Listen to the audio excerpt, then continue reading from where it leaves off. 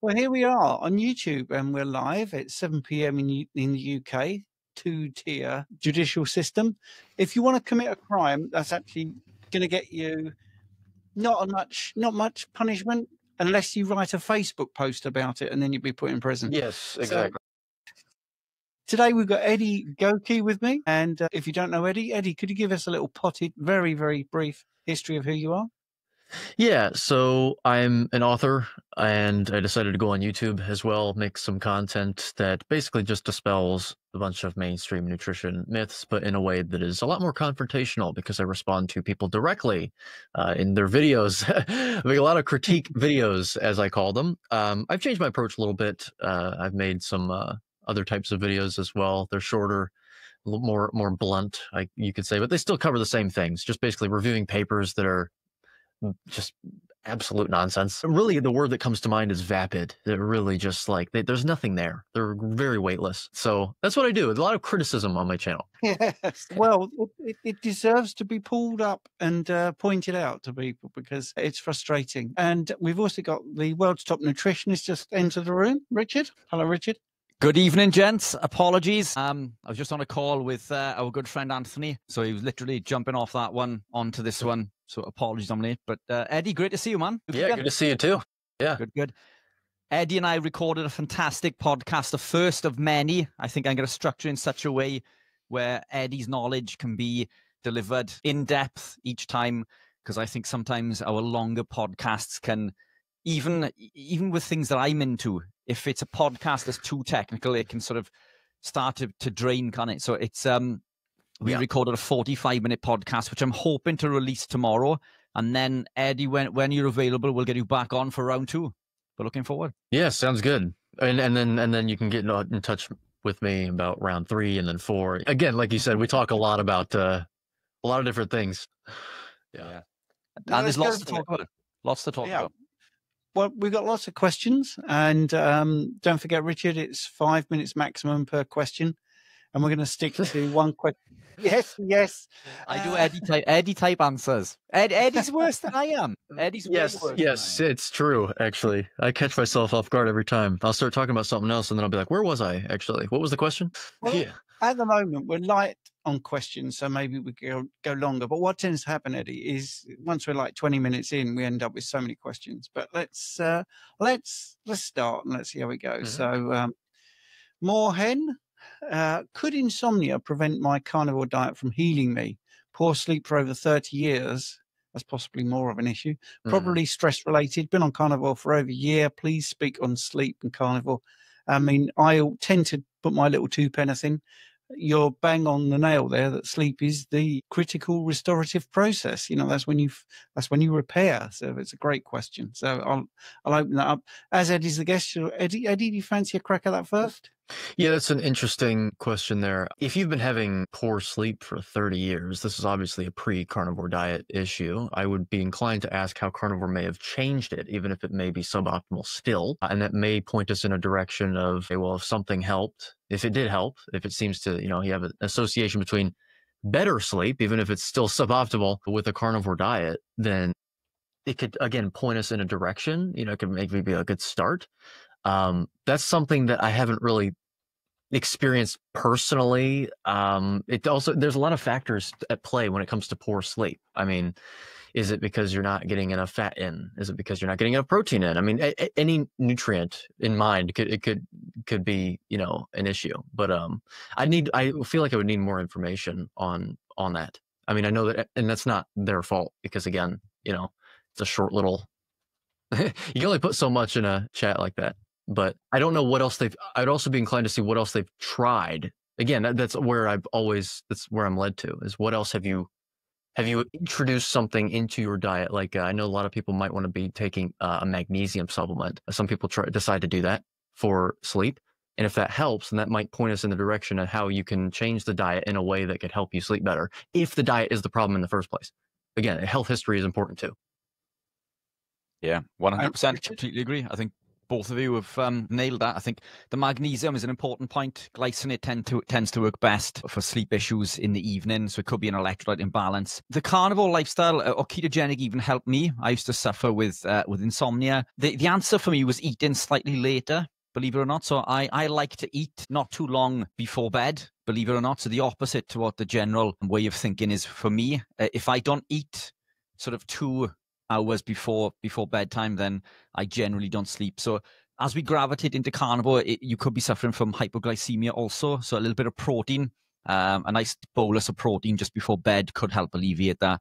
But as Eddie's alluded to, it could be an electrolyte imbalance. And obviously pre-existing. I mean, if it's been there for 30 years, there's something else going on. What I have noticed with carnivore is that I do need less sleep, like far less sleep. And biphasic sleep is something that carnivore has introduced me to. You know, all the way through history, we've seen biphasic sleep where in the literature, people would wake up and start writing part of their scriptures or whatever, and then go back to sleep. And I found that helps for me.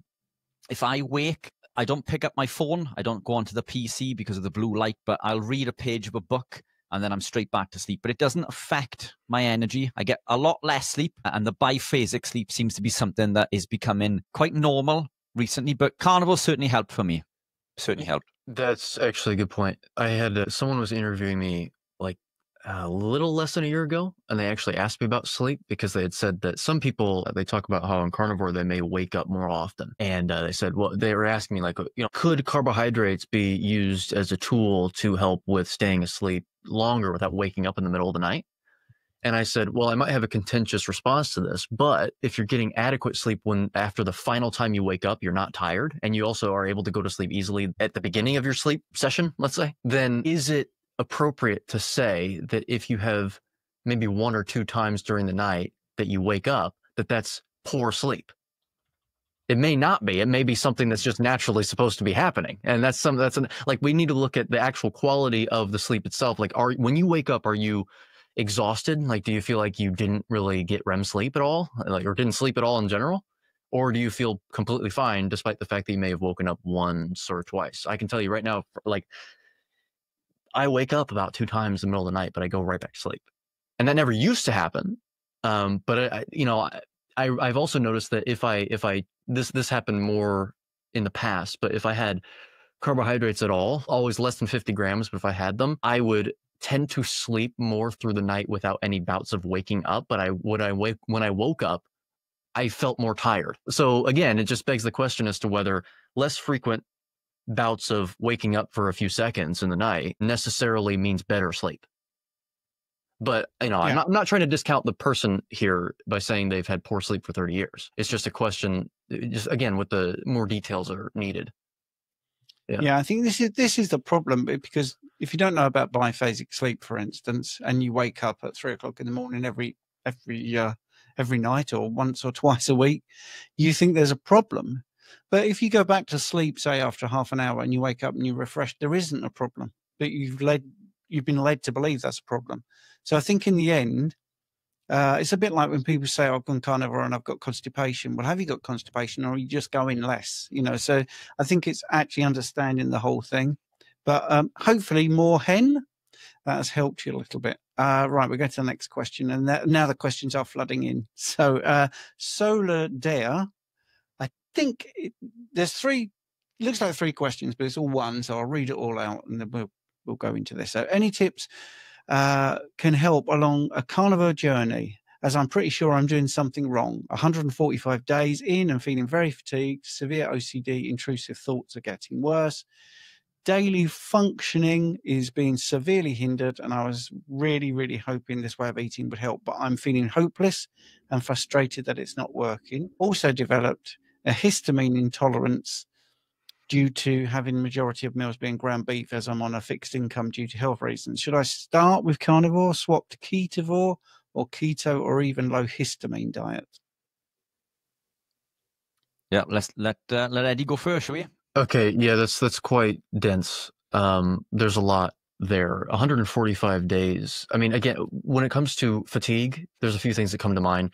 One of the most common problems that I always see in the carnivore space in terms of the people saying they're having problems is always, once again, as trite as it is it is electrolyte imbalances. However, a lot of people may believe that if you have an electrolyte imbalance, the fix is to up your electrolytes, which may not be the problem, the root problem. It may actually be an insulin thing. If you have too low of insulin regularly, you're basically in a steady state of ketosis without bumping out, bumping your insulin enough, which may cause an inability to retain electrolytes, which may cause fatigue. There's other problems that are usually the more salient ones when that happens, though, but that could be something. The other thing that my brain goes to is if it's not insufficient protein because of insulin, it could be insufficient fat. The thing is your body primarily on a ketogenic diet is depending on fat for fuel, for oxidative, for ATP production. So if you're someone that is over consuming protein, even if you don't realize it, I mean, it's really easy to do it if you get leaner meat. And depending on where you are, that may be the cheaper option is leaner meat. Sometimes it's fattier meat, but sometimes it's leaner meat is actually the cheaper option. And so if you're struggling with money, that may be something that you maybe aren't paying as much attention to because you may not think it's that much of a problem as the protein to fat ratio. Those are the two main things that come to mind. I don't know if Richard has anything else to say about that. Yeah, completely agree. I think minced or ground beef is incredibly cheap and it's a fantastic source of nutrients should you be able to cope with any side effects. I do find that ground beef or mince, as we call it in the UK, does tend to be higher in histamine, and I think it's to do with the fact that most of the meat is used for the mince because it's slightly older and it's going through this mincing process. So that could be problematic. I think 100% it could be not enough fat. It could be the body's inability to utilize the animal proteins and fats, and it does take time to upregulate. When we gravitate into the lifestyle, if we've lived a lifestyle for so long that doesn't contain animal fats, we lose our ability to absorb the nutrients. So there's the bile production problem in the first place. And then when we do upregulate the bile, it's meant to be reabsorbed. So the bile will act upon, the foods, the proteins and the fats, and it'll increase the surface area for the pancreatic enzymes to go to action. If it's unable to do so, then we don't utilize those nutrients efficiently. And then the bile is usually or meant to be reabsorbed in the small intestine, and this can pass through in the stool. So you may be suffering with watery stools in this case, or even constipation if it's still earlier in that phase. So it could be a malabsorption problem. The easy way to test this is to add taurine and zinc just before your meal. This will increase the acidity in the gut and see if you can absorb those nutrients a little bit better. But certainly if you're still suffering with fatigue, it definitely lends itself to a beta oxidation problem, because even if you're not creating ketones, which you should be, at this point, you should be efficient enough to burn the fat for energy.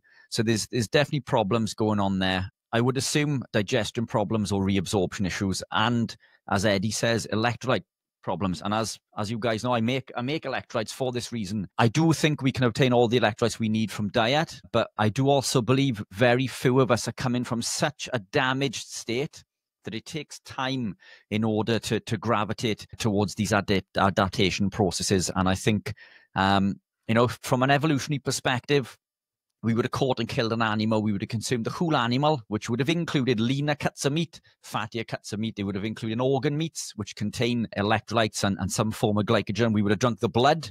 We would have consumed the knuckles on the end of the bone and the connective tissue, which is highly nutrient dense, full of collagens and the electrolytes. And these are things that we don't do today.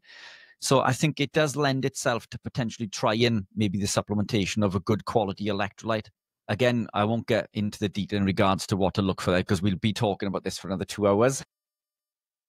I just add a little bit as well. You can ask for on-demand ground beef. So if it's pre-packed, you could actually say, look, I've got a histamine intolerance. Can you actually give me some freshly ground beef? We've had the two sciencey sort of answers. I'm just going to do a little practical one. So that's the first thing you try to do. Don't go to the supermarket where it may be ground and in there for 2 days or 3 days or whatever. I know it's refrigerated, but you could say I need it on demand, and I'm sure most places would do that. To be absolutely frank with you. Then also when you get home, if you're going to eat it that day, that's fine. But if you've got more than enough and you've got like 3 or 4 days supply, freeze the rest and cook it fresh from thawing out every single time. So, I would actually freeze it in batches of how much you're going to cook, get that batch out for the next day, when you're going to eat it, thaw it out and cook it from fresh. freshly poured out. So, right. Just one other thing. I've just noticed something else that they mentioned in there. Sorry, Steve. I will be quick with this. About taking potentially.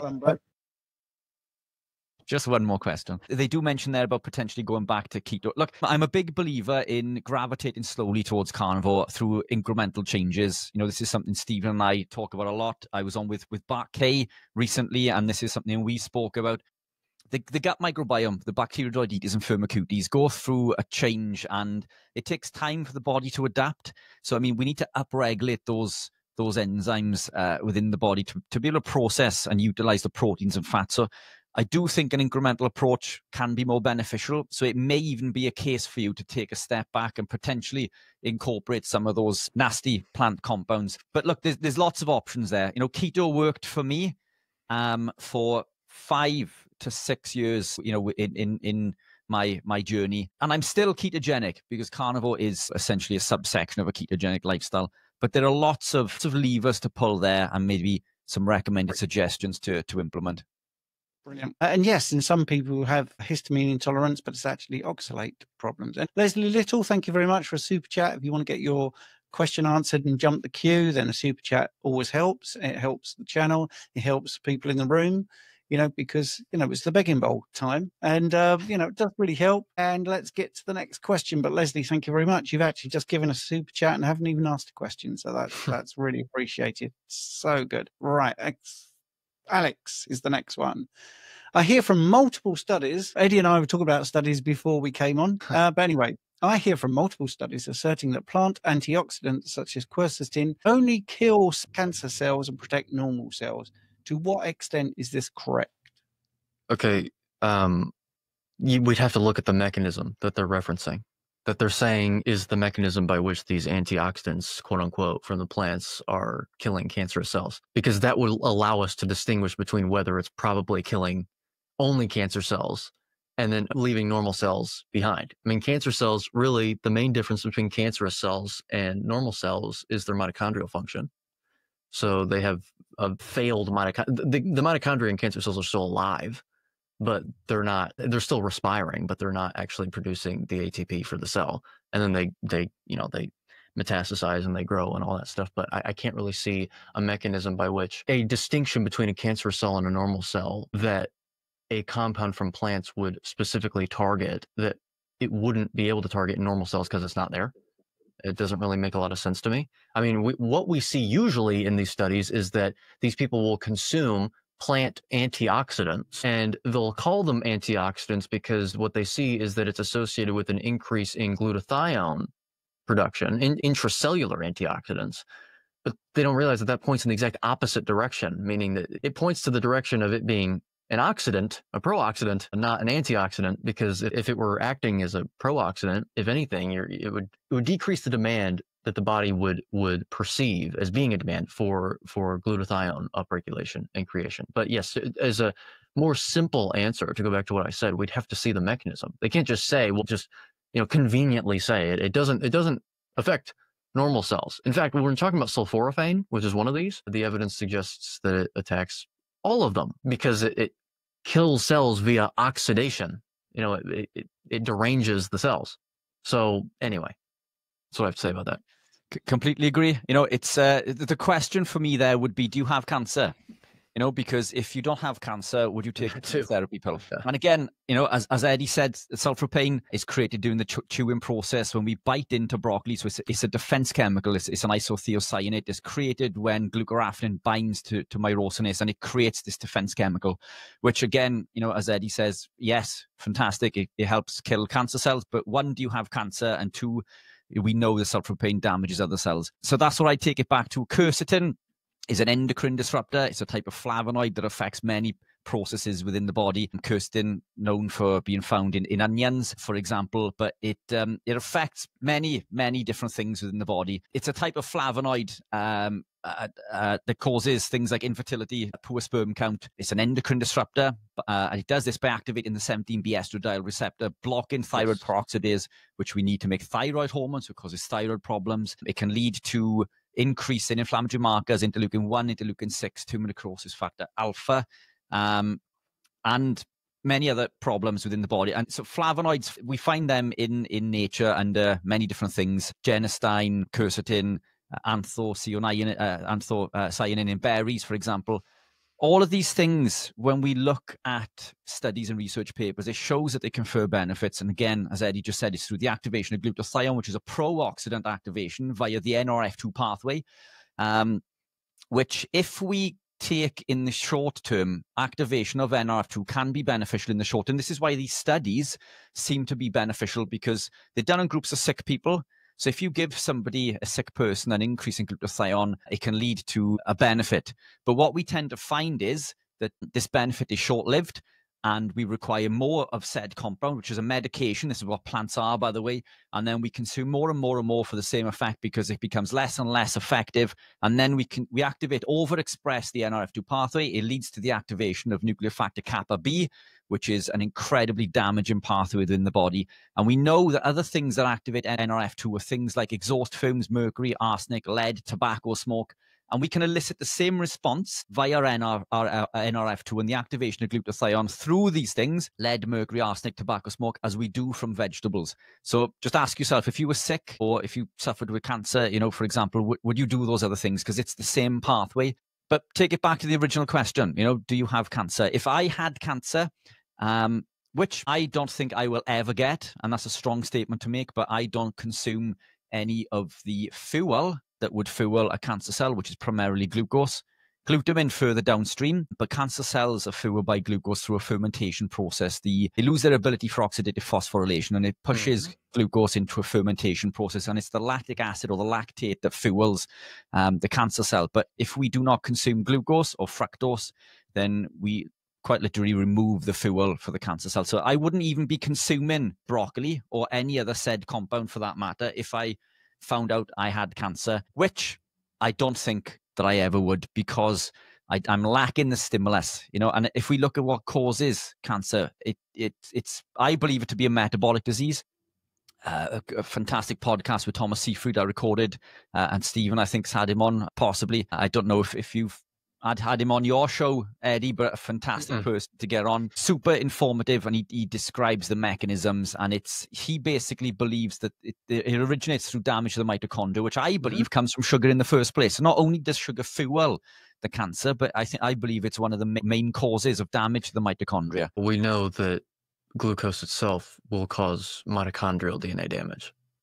I mean, but via its mechanisms, and that's the problem. The common denominator with all cancer cells is a dysfunction of mitochondrial DNA. And so you can basically say that it's hard to say like anything that may cause damage to the mitochondrial DNA would be necessarily be a carcinogen.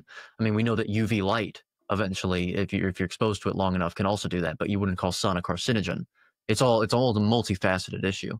But we do know that, the sun is more important, at least arguably, to get than exogenous glucose. So, then, I would be more inclined to call glucose a potential carcinogen than sunlight, is what I'm saying. But, that's when it comes. Yeah. If I could add I know that you said, Stephen, it was a 5-minute maximum response. And we really try to treat it like a rule, not a guideline, I'm sure, or a recommendation. But if you can activate these NRF2 pathway via all these damaging effects, that should be your first inference. I mean, these absolutely damaging things that we know to be damaging, like smoking, will upregulate NRF2. Then you know that not necessarily an activation of it is a good thing. But if you do think it's a good thing, you do think that you can employ something that will activate it in an acute way that has a net benefit as opposed to a net loss, then why wouldn't you choose something like, even exercise can upregulate NRF2. Why wouldn't you choose to do something like that? You don't have to, and not to mention that, once again, like Richard said, it doesn't mean to be taking it every single day, especially when you don't have an issue that would require you to upregulate said pathway in the first place. Yeah. So we can remove NRF2 and just activate glutathione via ketone production. Yes. Well, and it does raise the question, if you're activating this NRF2 pathway and then subsequently raising glutathione in response to oxidative damage from the compound that you've consumed, are you actually deriving a benefit, or is the benefit just canceling out the negative? Which would mean it's not a benefit at all. It's a net zero, if anything, or it could still be a net, negative. Yeah, brilliant. Yeah. Yes, the guidelines. So we're going to go back to the next question. Brilliant. Leslie, we found your super chat question. I no longer, sorry, you've put a typo there. I no longer have my thyroid. Keto for 2 years, carnivore for the past 12 months. Can one improve metabolism in this scenario? No weight loss. So I'm struggling. So I'm assuming you want weight loss. Yes, you definitely can improve your body composition, your overall health, even if you don't have a thyroid. I mean, I do deal with people that have had their thyroid irradiated, removed due to cancer. And yeah, it takes some management. It does take some management. It's tougher, but it's a hell of a lot easier with this way of eating, or low carb or keto, than on the standard American diet or vegetarian or vegan, because you are doing all the right things to give your body the right environment. But I will hand over to the guys because I don't want to eat into the 5 minutes. Well, this is something that I don't know. I think that Richard should take over because this is something I'm very unfamiliar with. Very unfamiliar with. So in order to be responsible, I'm not going to give a complete, So yes, as Stephen says, is the short answer. Look, there are many people who suffer with hyperthyroid, which is incredibly damaging, and then they take radioactive medication to damage the thyroid because it's far less problematic. That's not ideal either. Obviously, these are things that we want in the body. Thyroid can help regulate metabolism and many other things within the body, but it's certainly not essential. The body is an incredibly intuitive machine. When we remove one thing, other systems and pathways are upregulated. So I believe that purely through living a ketogenic carnivore-based lifestyle, blocking all of the other things that cause things like insulin resistance, not that insulin resistance is a real thing, but so Eddie, insulin resistance, we all agree isn't a real thing, but we use it as terminology because this is what people understand. But go on, you were going to jump in. Well, yeah, so I wouldn't say that insulin resistance isn't a real thing. I think it's misrepresented. Like when people say insulin resistance, I think the problem is believing that insulin resistance is the pathology. Because it's not the pathology. Insulin resistance is a phenomenon that occurs. This is why if anyone listens to Bart, he'll call it a concept or a construct. But a lot of times people don't know what that means. What he means is that, first of all, you can't measure it directly. It's a phenomenon that's basically, it's a proxy measure. You look at how well your body is responding to a glucose bolus via its insulin level. And if there's a commensurate level of insulin to glucose, and very quickly after that insulin rises and the glucose goes down, then you're said to be insulin sensitive, even though there's not a direct measurement of insulin sensitivity or insulin resistance. I think there's many causes of insulin resistance. People may have heard of the Randle cycle, the cross inhibition of fatty acids and glucose that happens in fat cells and muscle cells, basically any cell actually that has those two pathways, but primarily muscles and fat cells that can seem to cause it. You've also got a maximum hypertrophy of fat cells themselves to the point where they can't expand anymore. And so no matter how much insulin is there to try and push glucose in, it doesn't go in or else the cell would die, and then you have fat leaking out, which actually fat still does come out to some extent. And there's probably another. I mean, there's many different causes. I think anything that inflammation itself, if you damage a cell enough, it's not going to want to take in anything. It's sort of like when you're sick and you don't want to eat. It's like, okay, I don't want anything. I'm not hungry. I'm not. But I think the misrepresentation is a big problem. When people say insulin resistance, typically the people that say insulin resistance are referring to it as the pathology. You need to treat the insulin resistance by, forcing glucose into cells, like metformin. A lot of people don't actually know how metformin works. I've had concerns about it because that's sort of the very superficial, simplified version. But then you go even deeper and you realize that could be a big issue. The reason it works is because it shuts down complex 1 of your electron transport chain. And so what it will do is it'll cause the cell to be like, oh, okay, we need more energy then, because you've basically stopped one of the biggest sources of the energy creation pathway, ATP. And so it'll say, okay, so we need to pull more substrate from the blood. So basically it forces glucose in, not by pushing, but by pulling. So it'll pull glucose in. The problem though is that you produce a lot of pyruvate, and then pyruvate produces a lot of NADH. NADH goes through complex 1, but you've inhibited complex 1. And so I had a theory that maybe metformin could be associated with lactic acidosis if you took enough of it. Now, not to say that a normal dose would cause it, but I looked into it, and there's been instances of lactic acidosis occurring because pyruvate can't get into the mitochondria because you've blocked the area that most of the derivatives of pyruvate go to create energy. It's a theory. I mean, I don't know if that's the exact reason for it, but it's just one of these things that if you treat insulin resistance as the pathology, which most people that refer to insulin resistance as insulin resistance are doing, that's going to be the problem. The body's doing exactly what it should be doing given the circumstances. So 100%. Yeah, completely agree. It's metformin translocates the GLUT4 transporter to the surface via AMPK, Right, doesn't it? So it yes. forces the cell to accept more glucose when it doesn't want to. So it's not an insulin problem; it's a glucose problem. Yeah. But just coming back to that question, because I don't feel that we've given that question enough to take away in regards to helping with weight loss. Look, there are a number of things. You know, I think what was it? 2 years carnivore and still struggling. So like the activation and increase of insulin can be problematic when it comes to storing fat, because this will break the bonds on the glycerol backbone and send fatty acids into the fat cell. So we're going to keep insulin low, which is what you're doing on carnivore. A big mistake I find that people make, especially women, is that they don't eat enough. So they tend to eat one meal a day, which I believe works better for men. I think men do better on 1 to 2, and I think women do better on 2 to 3. So meal timings is really important. So if you're not already, Leslie, I'd maybe begin eating 2 to 3 meals a day. Eating fat typically is nature intended. So everything in nature comes with fat at almost equal ratios. So eat your chicken breast with the skin on, for example. Eating your beef as it comes, and so on and so forth. So meal timings would be the first thing that I'd make sure that we're doing there. So we're at least producing and creating all of the other hormones and giving the body the best chance to heal and repair. Once we're in a healed and repaired state, if you are consuming 2 or 3 meals a day, and you're already there, then maybe you're consuming too much fat. And the reason I say this is that fat is super important, and everyone within this community will tell you how important fat is, and we prioritize fat over everything. But I think we can push this too far. And if we look as nature intended, as I mentioned earlier, the animal contains fatty cuts of meat, and it also contains lean cuts. And we typically don't do this on carnivore anymore. We just go for the fat ribeye or the chuck steak or the mince with all the fat in, and that's brilliant. But when are we consuming the leaner cuts, which we would have done? We would have done that, because we wouldn't have wasted the animal. So the lever to pull in that case would be to eat 1 or 2 leaner meals or days throughout the week. So have your fatty day as normal, and then maybe the next day gravitate to a couple of days of leaner cuts. And if that is the problem, this will upregulate the body's ability to utilize the stored body fat over the consumption of the exogenous fat. So it depends on where you are. Depending on where you are there, I think there's 2 little things that you can take away there and try to implement. You're muted, Steve. He does this a lot, Eddie. Well, I don't like the feedback, So anyway, right. Yes, that was a great answer. Now, if you think that's a good answer, but you want more of this and you want more time, you can join our school group. Just quickly showing you what it looks like. I will put a link in the chat in a second.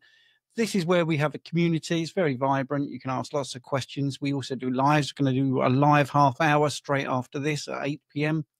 And we also do one on a Monday for an hour. So if you feel like these questions are getting answered, but, I want even more, that's great. We also have a load of courses that you can work your way through. All of them have pretty much free ebooks, videos as well. We also have the calendar there, by the way. This is where you see what we're doing. Look down here, Eddie is the guest, and that's the school group. You can ask us questions as well. So if you feel like you want a more personal service, then you can definitely do that. Right. Okay. And if you want to join it, there is a link now in the chat.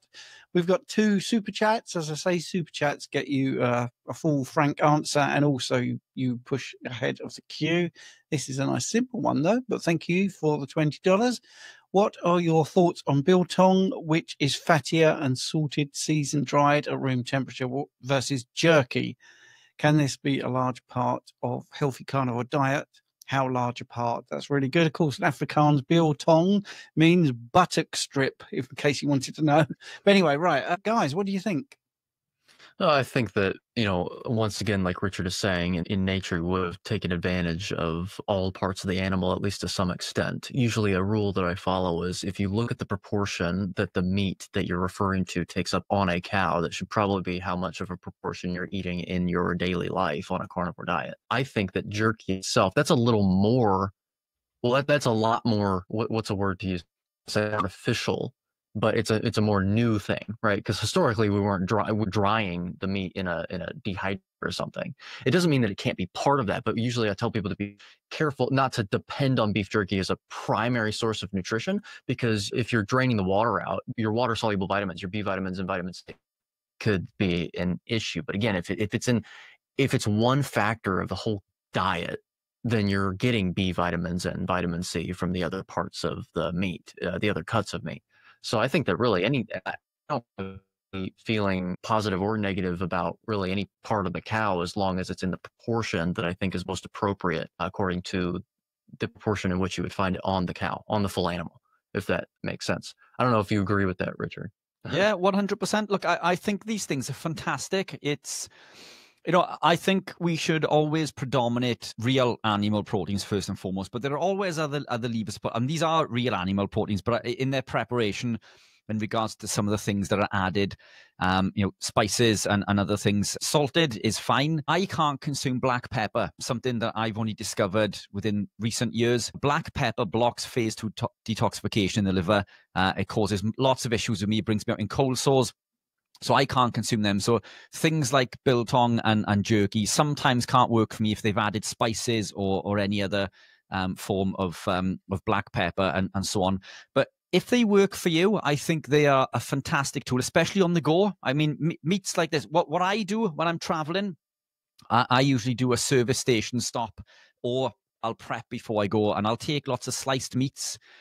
It is difficult to find quality sliced meats these days in the service station that don't contain dextrose or some form of sugar or some other crap, but they are out there. So I mean, look, these things I think can be a part of a carnivore lifestyle, but I wouldn't actively make sure that they replace meals on a constant basis. But I've used them. I've used biltong, jerky, pemmican, which is another thing that we stock by the Pemmican Project. I mean, that's fantastic. It's just beef and salt. It's perfect, but I love eating steak.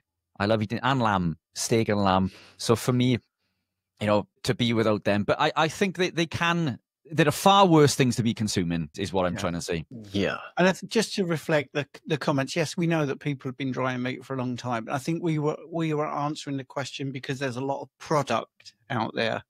And that's the thing. There's a lot of jerky that is processed and does have lots of stuff added to it.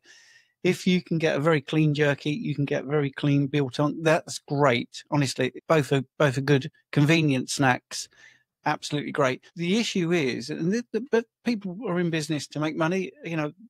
It's popular. Pemmican's popular. Carnivore bars are popular. Because carnivore is popular, there are people trying to make snacks out there. So I think if you can find one that's clean, basically, you're going to be okay. Just going back to the chats and the super chats, we've got another one here, which is a nice general thing to say. Brona, did you read the latest paper, Myths and Facts Regarding the Low Carbohydrate Diet? It's great for us practitioners to teach and educate our patients.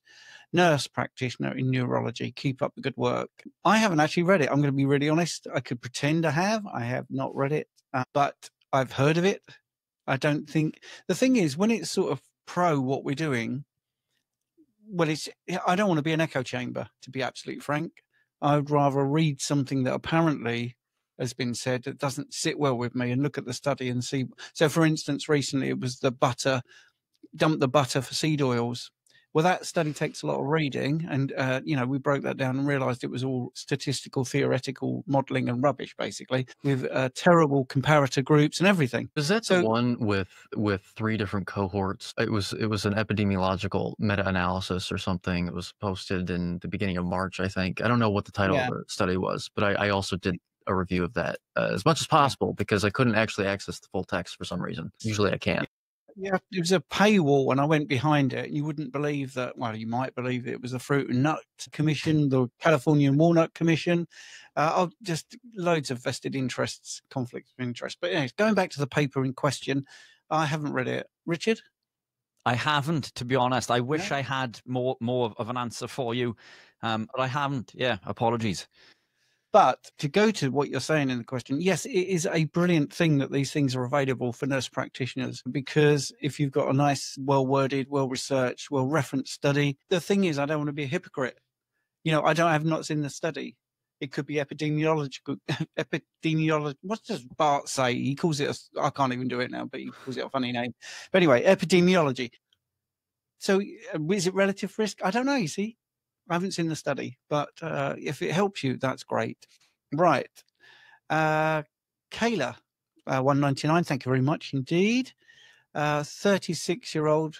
Risks for developing Alzheimer's, including genetics, maternal and paternal, heavy drinking, carbs at a young age, brain trauma, childhood, epilepsy, carnivore, 1.5 years now.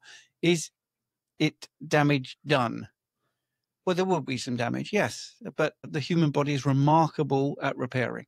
So if you look at the liver, you can damage the liver. You can take 70% of the liver away and it will regenerate. So I'm going to hand over to the guys because I'm supposed to be moderating. But anyway, yes. Right. Yeah, I wanted to say that about the genetics thing. A lot of people think that if they have a genetic predisposition to something, then their risk is necessarily higher. And I don't exactly believe that, because genes, a lot of times they have to be activated. And if you don't activate them by doing either improper behavior or actively not doing good behavior, a lot of times that can be, a factor, then your risk really remains zero, doesn't it? Even if you have that genetic predisposition when activated. That's all. That's what it really matters. That's what, because there's a thing in biology that there's genotype and then there's phenotype, and phenotype is often referred to as the epigenetics. I know, Richard, you talked about epigenetics before. So basically, you can have permanent changes to your genome. So you have a set of genes, and they can be activated or deactivated. The activation or deactivation of them is the phenotypical expression of those genes. So how the genes are expressed is your phenotype, really. And so once again, it goes back to that, is your risk necessarily higher if you have the genes? No, not necessarily. It could be zero, as long as the gene is either not activated, or if it's activated, if it's something that is designed to curtail the development of an illness or something like that, like Alzheimer's, for example. Yeah, 100%. I think when we look at genetics, and as Eddie just mentioned there, we can control our epigenetics by as much as 70%.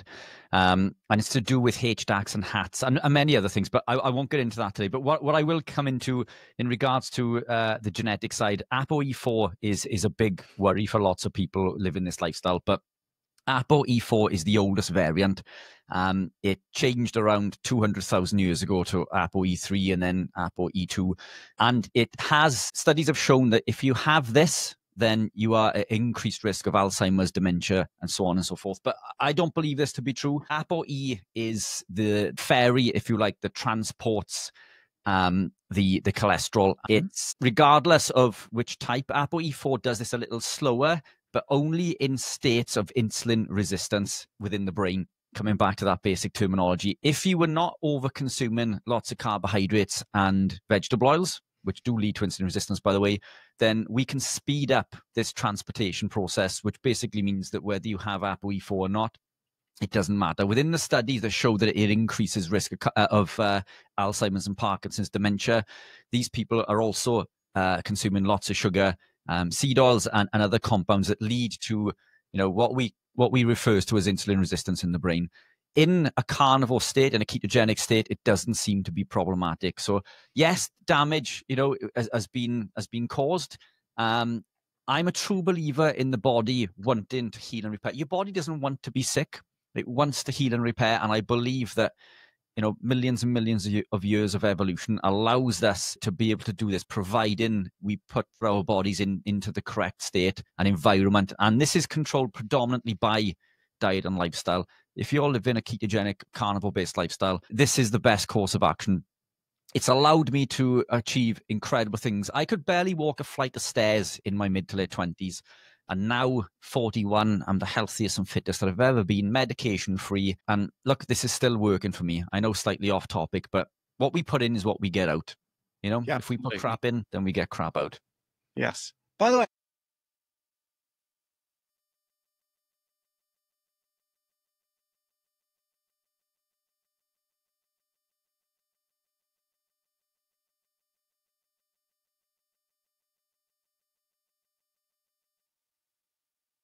Few days, April 1st. That's not a joke. That's not a joke. April 1st.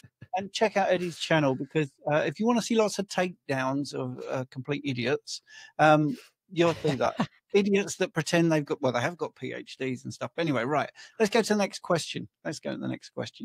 Hi all, I've been carnivore for over a year, total cholesterol 12, HDL 2.59, triglycerides 1.33, HbA1c 33, but high sensitive CRP is 3.7.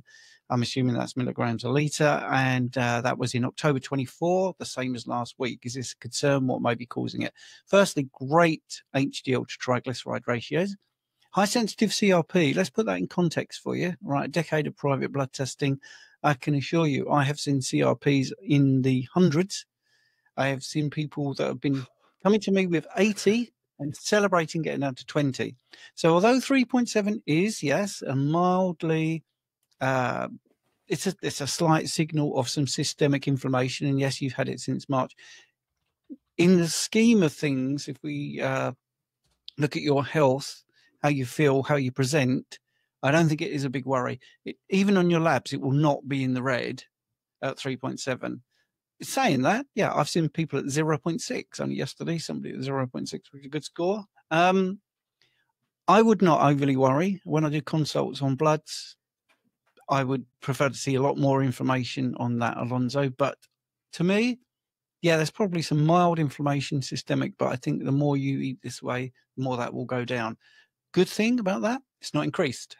So it's stable. My best guess, to speculate, is in 6 months' time that will be lower, because it's very unusual for it to be that stable and then suddenly increase again if you're eating this way. I've never seen it, actually. Never seen it. I've only seen it get lower.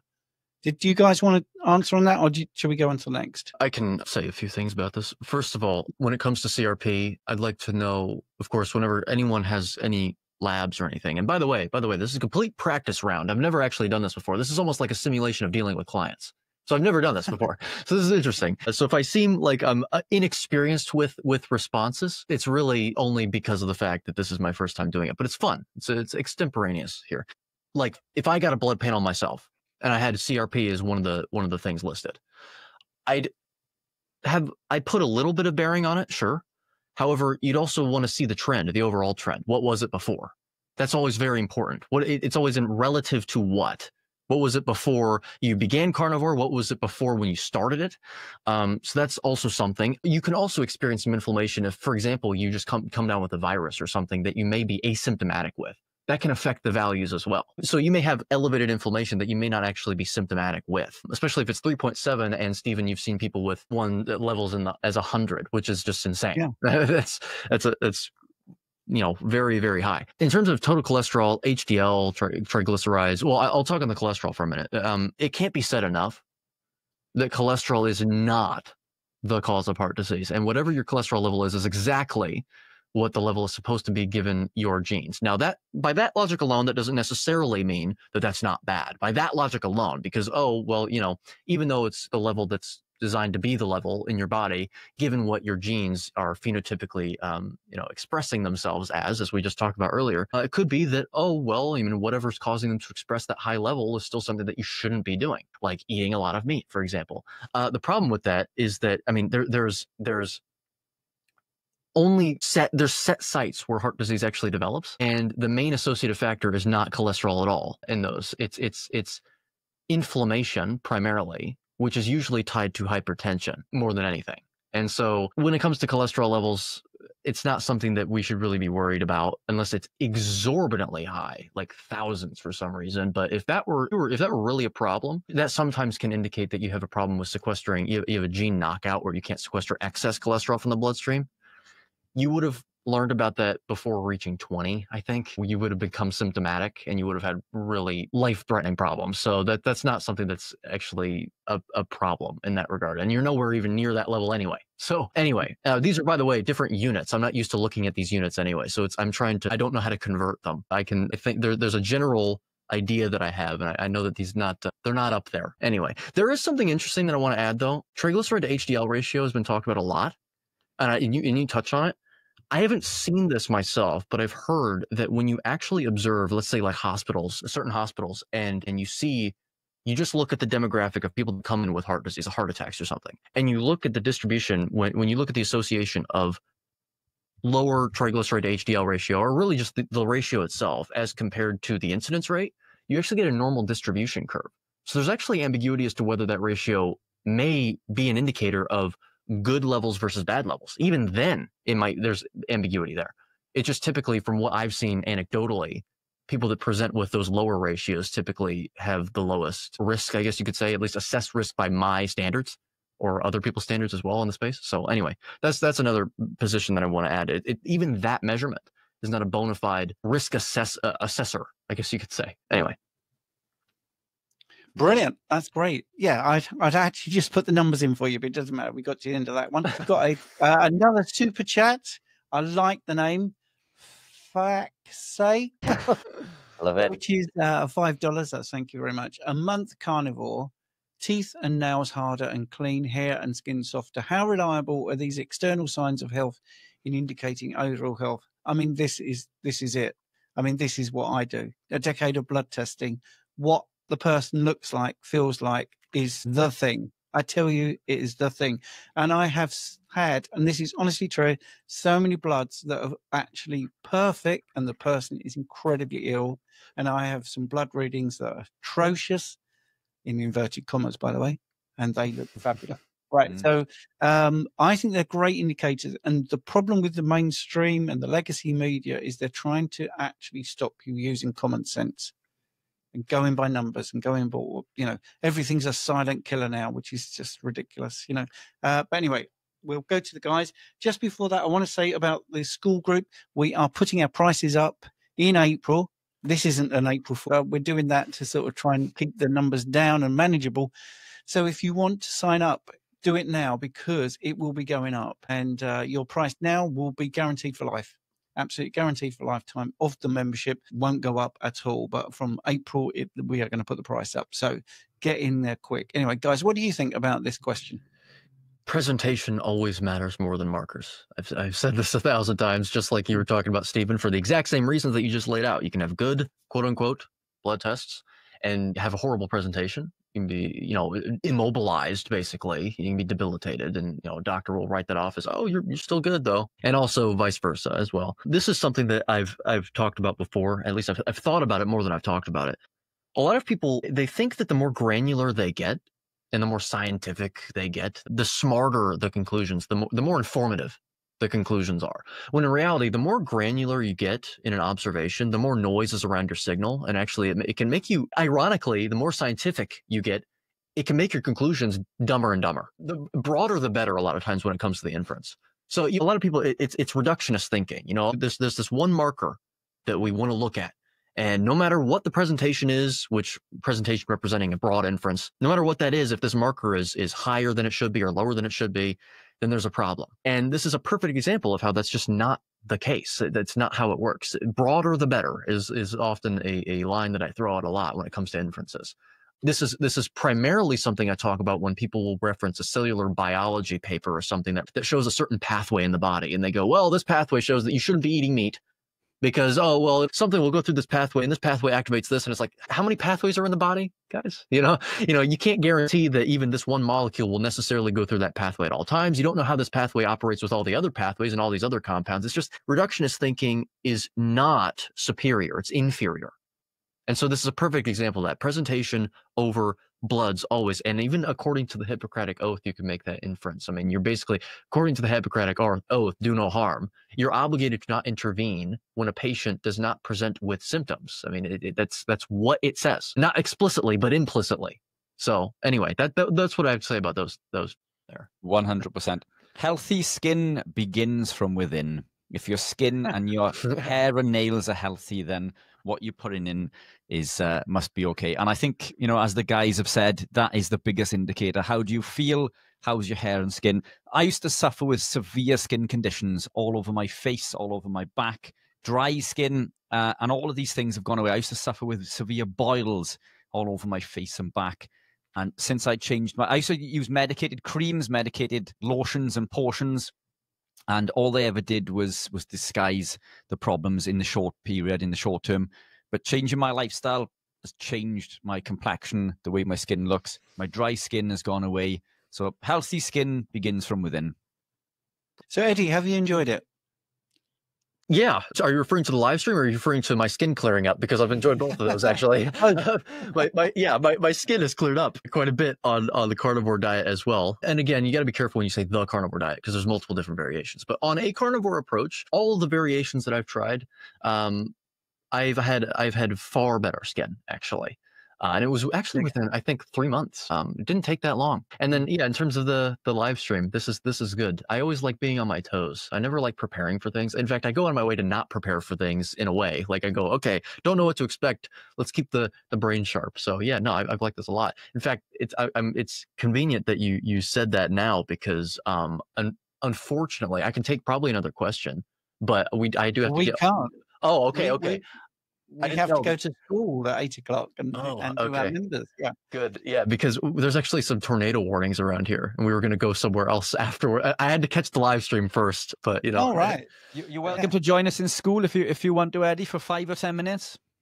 Okay. He's got he's got a tornado warning. Yeah, we do have tornado warnings, but how often do you do those actually? Do you do them sort of Twice a week?